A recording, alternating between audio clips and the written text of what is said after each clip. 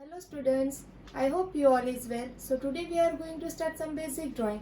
હવે આ basic drawing આપણે એટલા માટે કરવાનું છે બીકોઝ ઘણા ટાઈમથી આપણે લોકોએ ડ્રોઈંગ કર્યું નથી, તો આપણો હાથ થોડો સેટ થઈ જાય, આપણો હાથ થોડો ફ્રી થઈ જાય, એટલા માટે આ બેઝિક ડ્રોઈંગ કરવાનું છે.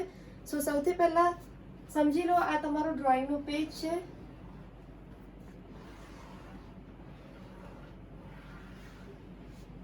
A3 સાઇઝનું તમારું ડ્રોઈંગનું પેજ છે.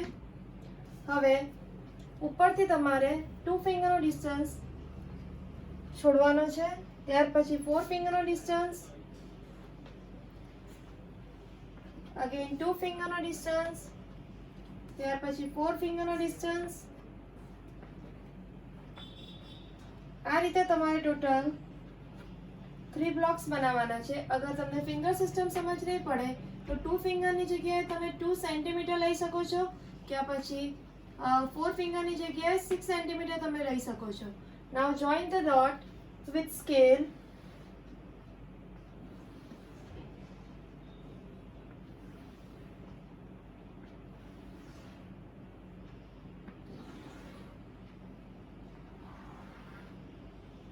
હવે ફર્સ્ટ બ્લોકની અંદર આપણે વિધાઉટ સ્કેલ યાની ફ્રી હેન્ડ વર્ક કરવાનો છે. સ્ટેન્ડિંગ લાઈન કરવાની છે આ રીતે કન્ટિન્યુઅસ. ધ્યાન રાખજો, વચ્ચે વધારે સ્પેસ નહીં રહેવી જોઈએ,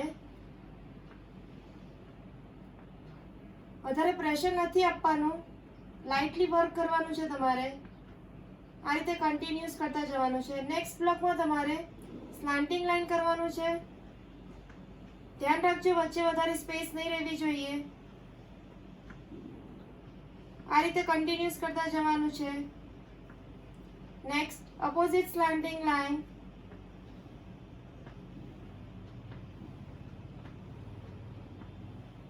અપ ટુ ડાઉન.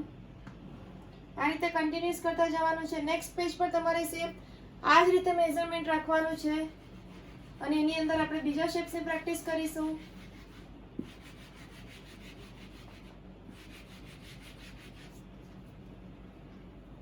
ફર્સ્ટ બ્લોકની અંદર તમારે વોટર વેવ્સ કરવાના છે.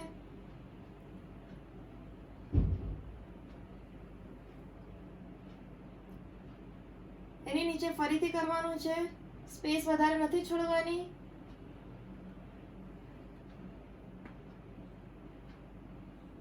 આ રીતે કન્ટિન્યુઅસ કરતા જવાનું છે તમારે. ફર્સ્ટ બ્લોક આ રીતે પૂરો કમ્પ્લીટ કરવાનો છે. નેક્સ્ટ સર્કલ કરવાનું છે. બહારથી સ્ટાર્ટ કરીશું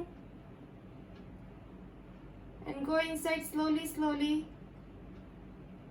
ધીમે ધીમે અંદર આવવાનું છે આ રીતે. ત્યાર પછી અંદરથી સ્ટાર્ટ કરીશું અને ધીમે ધીમે બહાર આવવાનું છે. અગેન સેમ થિંગ, સ્ક્વેરમાં આપણે કામ કરશું. Start with outside and come inside slowly. Distance વચ્ચે વધારે નથી રાખવાનો. જેટલું નજીક વર્ક કરશો તમે, ડિટેલમાં વર્ક કરશો, એટલું 3D લુક દેખાશે. આ રીતે ધીમે ધીમે.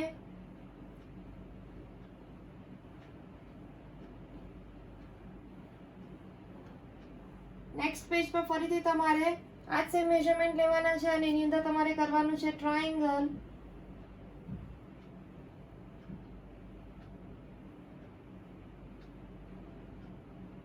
એ જ રીતે અંદરથી બહારની સાઈડ પર.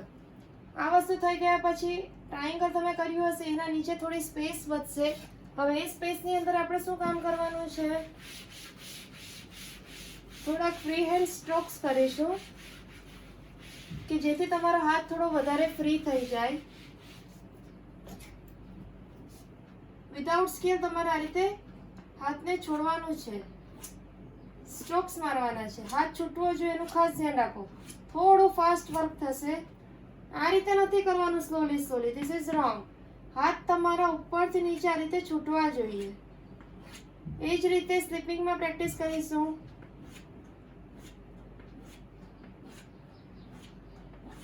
આ રીતે વર્ક નહીં થવું જોઈએ. Slowly sleeping line. This is wrong. હાથને આપણે છોડવાનો છે, ફ્રી કરવાનો છે. નેક્સ્ટ એ રીતે તમે કર્વની પ્રેક્ટિસ કરી શકો છો. આ રીતે હાફ કર્વ. ત્યાર પછી તમે ટ્રાયંગલની પણ પ્રેક્ટિસ આ રીતે કરી શકો છો કન્ટિન્યુઅસ. સો આ થયું તમારું બેસિક ડ્રોઈંગ. અને આની તમારે પ્રેક્ટિસ કરવાની છે. એવું નહીં કે આ ડ્રોઈંગ તમારે ખાલી આજે ટીચરે બતાવ્યું કે આપણે આજે બેઝિક કરવાનું છે, શું બેઝિક કરીશું. જ્યારે પણ તમારો વધારે વચ્ચે ટાઈમ રહી ગયો હોય, તમારી પાસે ટાઈમ એક્સ્ટ્રા હોય, ત્યારે તમે આ વસ્તુની પ્રેક્ટિસ કરી શકો છો કે જેથી તમારો હાથ થોડો ફ્રી થઈ જાય. હવે આ જે છે બેઝિક ડ્રોઈંગ એ પર્ટિક્યુલર સ્ટેન્ડર્ડ માટે નથી, એ બધા સ્ટેન્ડર્ડ માટે છે. હવે નેક્સ્ટ વિડીયોમાં હું તમને ન્યૂ ડ્રોઈંગ શીખવાડીશ તમારા સ્ટેન્ડર્ડ વાઇઝ, તમારા સિલેબસ વાઇઝ. અને એના માટે તમારે યુટ્યુબ પર આ ચેનલને સબસ્ક્રાઈબ કરવાનું છે અને બેલ આઇકોન પર ક્લિક કરવાનું છે કે જેથી તમને નોટિફિકેશન મળી શકે. જ્યારે પણ હું ન્યૂ વિડીયો અપલોડ કરું ત્યારે તમને નોટિફિકેશન આવી શકે. એટલા માટે ક્લિક કરવાનું ભૂલતા નહીં. Thank you for watching.